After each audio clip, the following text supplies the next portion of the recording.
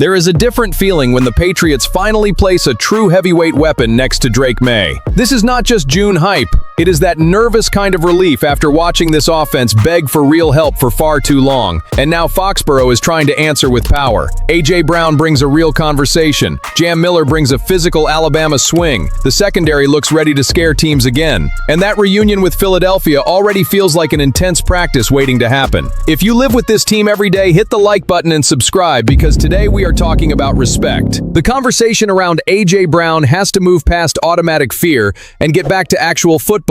Every time the Patriots make a big move, somebody shows up ready to shrink it before the fit even gets a fair chance. Age, knees, mileage, lost burst, anything becomes a reason to slow the excitement down. But then you watch the field, look at the career, look at the kind of body this offense simply did not have, and the conversation flips pretty quickly. Brown did not come to New England as some shiny promise meant to sell hope.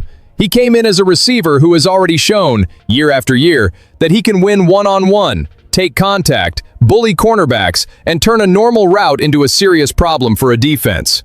And for Drake Maye, that is not some minor detail. That is offensive survival. That is trust. That is the quarterback knowing that on third down, when the play gets a little messy, there is somebody who can impose himself, use his frame, and win a contested ball that might have been an incompletion, a sack, or pure panic before. That is why Devin Jackson's comment from the Philadelphia Inquirer mattered so much.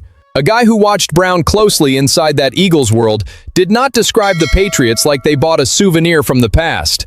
He made it clear that Brown is still one of the better receivers in the league, and even if he has lost half a step from his physical peak, he is still a dominant one-on-one specialist. To me, that cuts through the lazy part of the criticism. Not every great receiver survives only on speed. Brown wins with strength, awareness, body control, timing, strong hands, and that presence that makes the defender feel him on every single snap. The Patriots needed that badly. They needed someone who changes the shape of the field, someone who makes a safety hesitate, someone who gives Josh McDaniels space to design more than quick throws and hope after the catch. And yes, he is coming off another season with more than 1,000 yards. The only time he finished under that number in the NFL came in a season when he did not play every game. So the question should not be whether he can still play. The better question is this: how much does New England's offense grow when Drake Maye finally has a target who demands respect before the ball ever leaves his hand? I get the caution. Patriots fans have learned to be suspicious of easy solutions, especially after years of watching this offense try to rebuild itself without a piece that truly scared anybody. But Brown is not just a name, he is an emotional and strategic fit. He gives Maye an adult presence, an aggressive presence, a physical presence. He gives the locker room a standard, and he gives the fan base a real reason to look at this offense and think, okay, now at least the opposing defense is going to feel New England again. Jam Miller does not walk in with first-round noise or some movie scene entrance that steals the headline of the day. Maybe that is exactly why this pick deserves a closer look. The Patriots spent years treating Alabama almost like a natural extension of the draft under Bill Belichick, and with Elliott Wolf building this thing in a different way, New England picked 26 players before finally going back to the Crimson Tide. When it finally happened, the name was a 7th-round running back taken at number 245. It looks small, but on a competitive roster, small picks can still show intent. Miller will be 22 on opening day. He is 5'10", just over 209 pounds, ran a 4.42 in the 40, and comes from an Alabama career where he had to wait his turn. He was not treated like an immediate star. He spent his first 2 years in a quieter role, then earned more volume, led Alabama in rushing yards in each of his final 2 seasons, and finished his college career with 1,596 rushing yards and 13 touchdowns. That does not scream superstar. It does scream a player who survived a heavy environment, daily competition, and big conference football without cracking mentally. And his profile fits something Mike Vrabel and Josh McDaniels will absolutely value: a runner who does not ask permission. Miller has a ready-made frame, runs with decisiveness, fights for yards after contact, and protected the ball well, with only 2 fumbles on 389 college touches. For an offense trying to support Drake Maye, that matters a lot. Not every quarterback helper has to be an explosive receiver.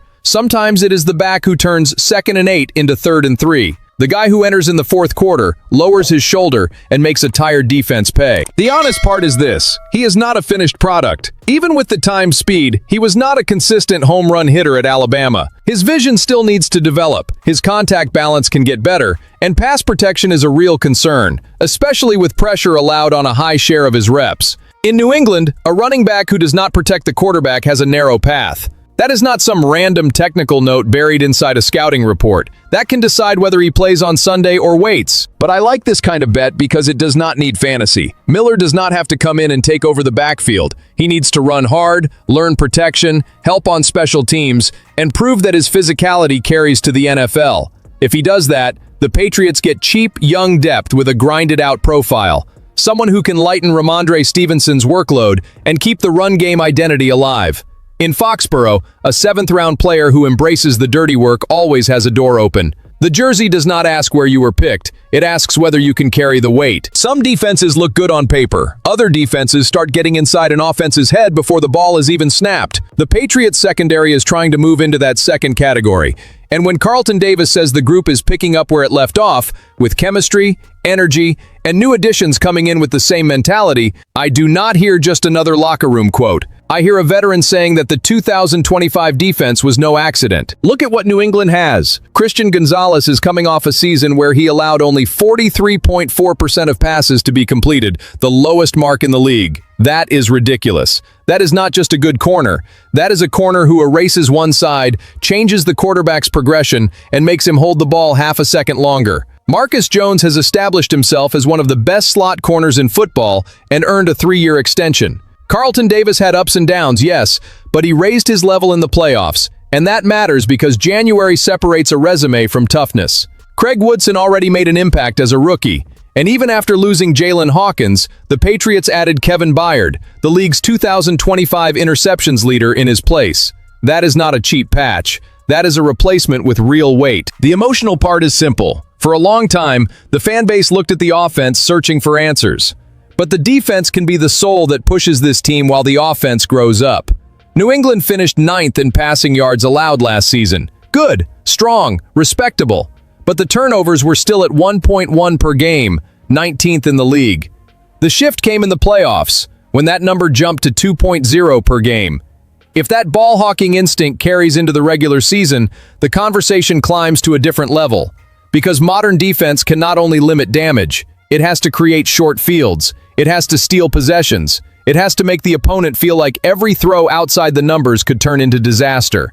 With Gonzalez closing space, Byard hunting reads, Marcus Jones attacking inside, and Davis getting more comfortable, there is a real path for this secondary to become one of the most frustrating units in the AFC. Patriots Nation, tell me in the comments without sitting on the fence. Does this secondary already give you top 5 defense confidence, or do you need to see more takeaways before you buy in? I am closer to the first side because defensive chemistry is not created in August. It comes from reps, communication, pride, and shared scars. This group has already gone through heavy games, playoff pressure, criticism, and adjustment. If health holds and Byard fits quickly, New England will not have to beg for respect. It will take respect right out of the air. Then comes the part that can turn training camp into a character test. The Patriots and Eagles will share practices in Foxborough on August 19th and 20th, and everybody knows the image that will pull the cameras, microphones, and trash talk. A.J. Brown looking across the field at the uniform he just left behind. That kind of reunion is never neutral. It can start with hugs, smiles, pictures,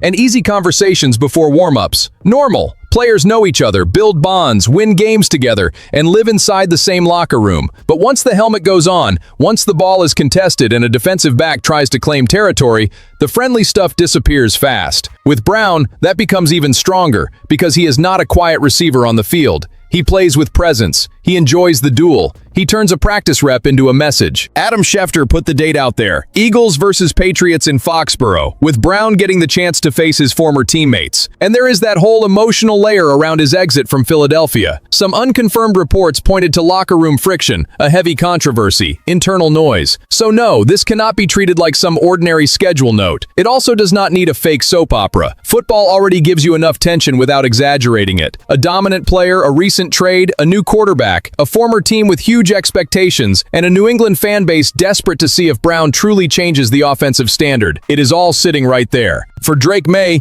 those practices could be gold. Not because of the spectacle, because of the level. Facing the Eagles' defense in a controlled setting, with real intensity, speeds up processing, timing, and trust. For Brown, it is the first major chance to show, against people who know his game, that he wears a different jersey now and still commands the same respect. For Vrabel, it is the kind of week that reveals who competes when the temperature rises. And do not forget, plenty of Patriots fans got introduced to Vrabel's more visceral side when he jumped into the middle of a joint practice scuffle last year and came out bleeding. That became a symbol because it matched the team he was shaping. With Brown against Philadelphia, the message needs to be different, but the intensity cannot drop. Foxborough does not need a fight to prove strength. It needs execution, posture, and that clear feeling that the Patriots are done being a side character in somebody else's story. When you pull these four stories together, they tell the same story from different angles. The Patriots are trying to become a team that forces a reaction again. A.J. Brown changes the respect level of the offense. Jam Miller reminds you that strong rosters can also come from tough, quiet picks. The secondary carries the pride of a serious unit, and those practices against the Eagles will show early whether this new energy can handle real contact. I want to see New England compete with its chest out, asking permission from nobody. If you believe this team is getting its presence back, subscribe to Patriots Club fans, hit the like button, and stay here with us for the ride.